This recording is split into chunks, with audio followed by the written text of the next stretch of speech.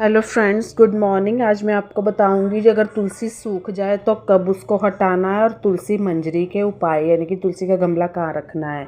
हिंदू धर्म में तुलसी के पौधे का कितना महत्व है, ये हर घर के आंगन बालकनी में मिल जाता है। तो घर के बड़े बुजुर्गों के दिन की शुरुआत इनको जल देने के साथ होती है। इस पौधे के होने से घर में पॉजिटिविटी आती है, लेकिन कई बार इसका ठीक ढंग से ख्याल ना रखने बावजूद यह पौधा सूखने लगता है। ऐसे में कई लोग गमले में तुरंत उखाड़ कर इसको फेंक देते हैं, जो कि ठीक नहीं होता।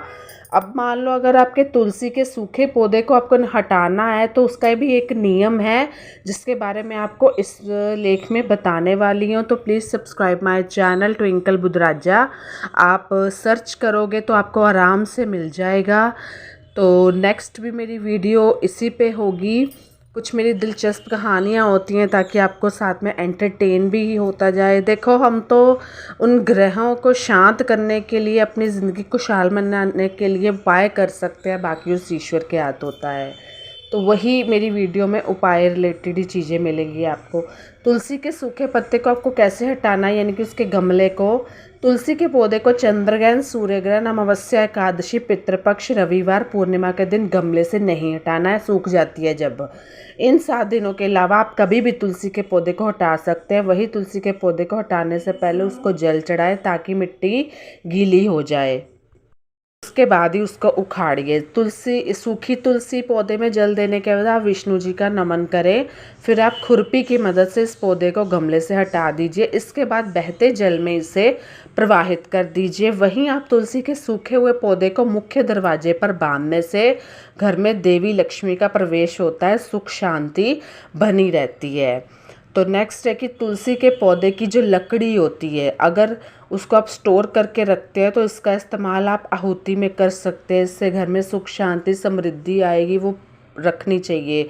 वहीं आप तुलसी की 7 लकड़ियों में सूत या फिर रुई लपेटकर घी में डुबो दीजिए। फिर आप उसे दीपक में रखकर जला सकते हैं। इससे जीवन के हर क्षेत्र में सफलता मिलेगी।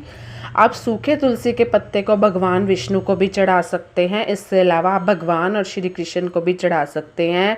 यह भी तरीका अच्छा होता है घर की सकारात्मकता बनाए रखने के लिए। एक मैं वीडियो बनाऊंगी कि आपको तुलसी स्टार्ट से लेकर एंड तक किस तरह ख्याल रखना है। सब कुछ हमेशा आपकी भरी रहेगी तिजोरी।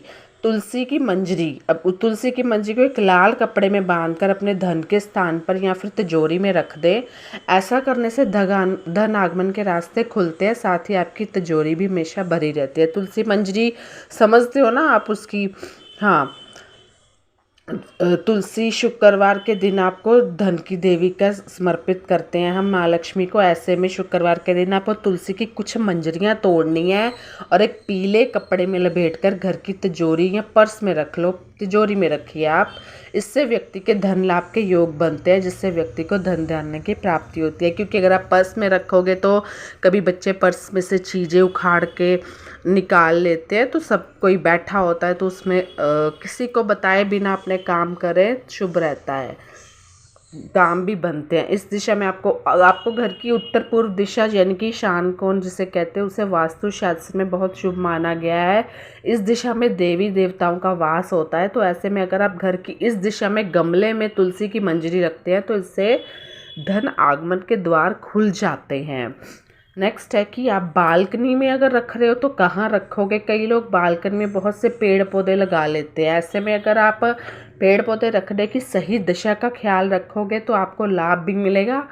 तो वास्तुशास्त्र के अनुसार बालकनी में पेड़ पौधे, खासकर मंजरी वाली जो तुलसी है, उसको उत्तर पूर्व दिशा में आपको रखना चाहिए। इससे व्यक्ति को आर्थिक समस्या से छुटकारा मिलता है। मान लो आपने सभी आर्थिक समस्याओं से जूझ रहे हो, कोई काम नहीं बन रहा, तो धन्यवाद, बाय बाय, टेक केयर।